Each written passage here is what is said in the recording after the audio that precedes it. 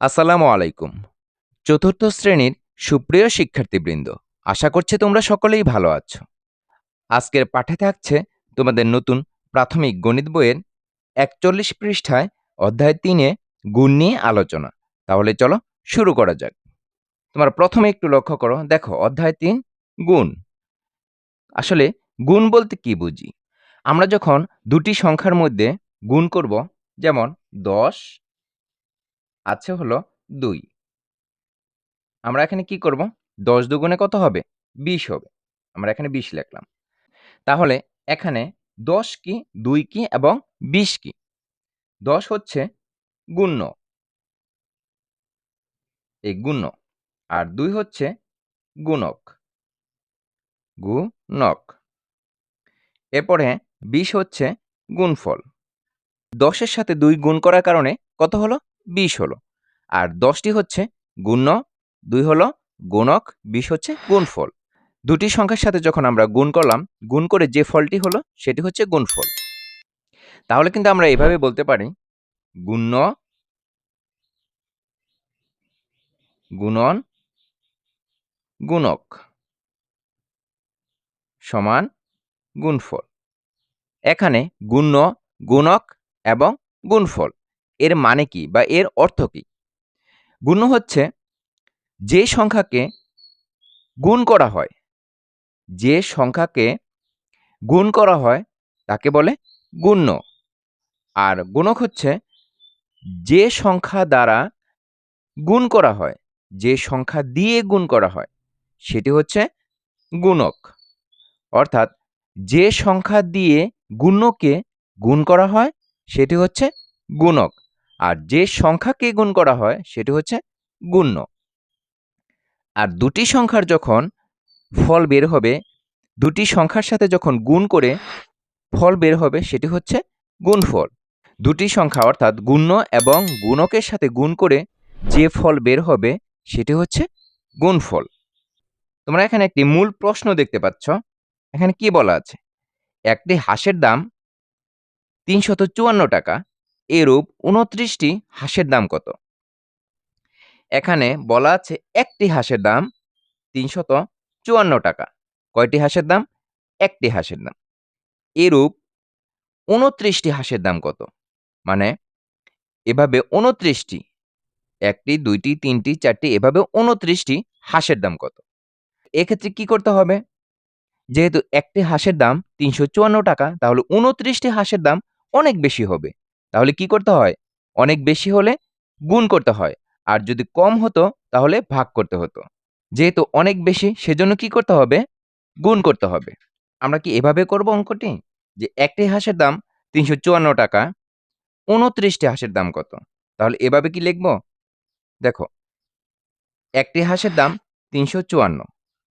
এভাবে ২৯টি হাঁসের দাম আমরা লিখতে থাকব।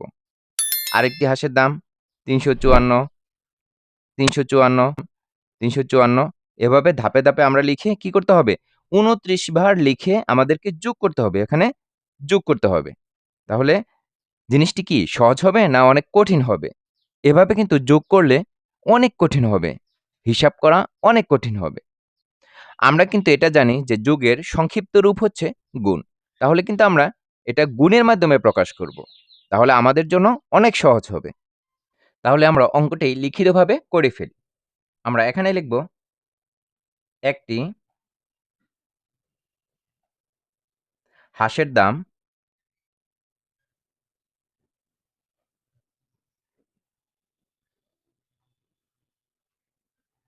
কত টাকা? ৩৫৪ টাকা।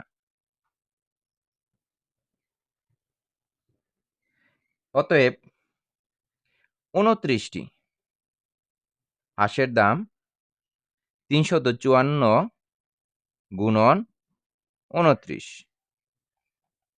টাকা। আমরা এখানে গুণফল নামিয়ে দিব। এই ৩৫৪ সাথে ২৯ গুণ করলে কিন্তু আমরা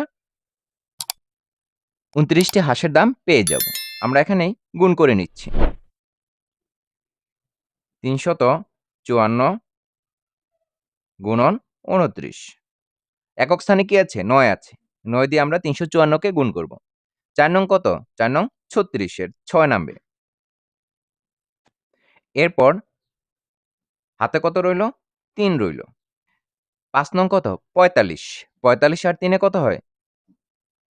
46, 47, 48। 48 এর কত নামবে? 8 নামবে। হাতে রইল কত? 4 রইল। 3 নং 27। 27 আর 4 এ কত হয়? 27, 28, 29, 30, 31। আমরা 31 এখানে লিখে দিলাম। এরপর আমরা দশক স্থানে কি আছে সেটা লক্ষ্য করি। 2 আছে। 2 দিয়ে আমরা 354 কে গুণ করব। আমরা কোথায় লিখব? আমরা এই বরাবর লিখব। 4 দুগুণে কত হয়? 8 হয়। এরপর 5 দুগুণে কত হয়? 10 হয়। 10 এর কত নামবে? 0 নামবে। হাতে কত রইল? 1 রইল। 3 দুগুণে 6 আর 1 এ 7। আর এখানে যে ফাঁকা স্থান রয়ে গেছে সেখানে আমরা 0 দিয়ে পূরণ করে দিব। এখন আমরা যোগ করব। দেখো 6 আর 0 যোগ করলে কত হয়? 6ই হবে। 8 আর 8 এ যোগ করলে কত হয়? 8 এ 8 এ 16, 16 আর 6। হাতে রইছে কত? 1। 1 আর 1 যোগ করলে কত হবে? 2 হবে। হাতে হাতে কিছুই নেই। তাহলে 7 আর 3 এ কত হবে? যোগ করলে 10 হবে। আমরা এখানে 10 লিখে ফেললাম। তাহলে কত হলো? একক, দশক, শতক, হাজার, অযুত। 10,266। আমরা এখানে লিখে দিব 10,266 টাকা। আমরা কিন্তু 29টি হাঁসের দাম বের করে ফেললাম। তাহলে উত্তর হবে 10,266 টাকা। 29টি হাঁসের দাম হলো 10,266 টাকা। আশা করছি তোমরা অঙ্কটি বুঝতে পেরেছ। তোমরা একটু নিচের দিকে লক্ষ্য করো। দেখো এখানে রাফি কি বলছে? আমরা তৃতীয় শ্রেণীতে এ ধরনের হিসাব করেছি। এখানে 354 কে 29 দিয়ে গুণ করতে হবে। এখানে আমি উপরে নিচ গুণ করেছি। এখানে আমি পাশাপাশি গুণ করেছি। আমরা কিন্তু অঙ্কটি 2 ভাবে করতে পারি। একটা হচ্ছে উপরে নিচে আর একটা হচ্ছে পাশাপাশি। দেখো এখানে 2 ভাবেই অঙ্কটি করে দেখানো আছে। দেখো আমরা যেভাবে করেছি এখানে উপরে নিচে এভাবে করেছি। গুণ্য সাথে গুণকের গুণ করে গুণফল বের করেছে। এরপর এখানে পাশাপাশি গুণ করেছে। 354 গুণন 29 এভাবে ভেঙে এভাবে গুণ করেছে। দেখো 354 গুণন 29 সমান 10,266। এখানে গুণ্য কত? আমরা গুণ্য কিন্তু 354 পেয়েছি।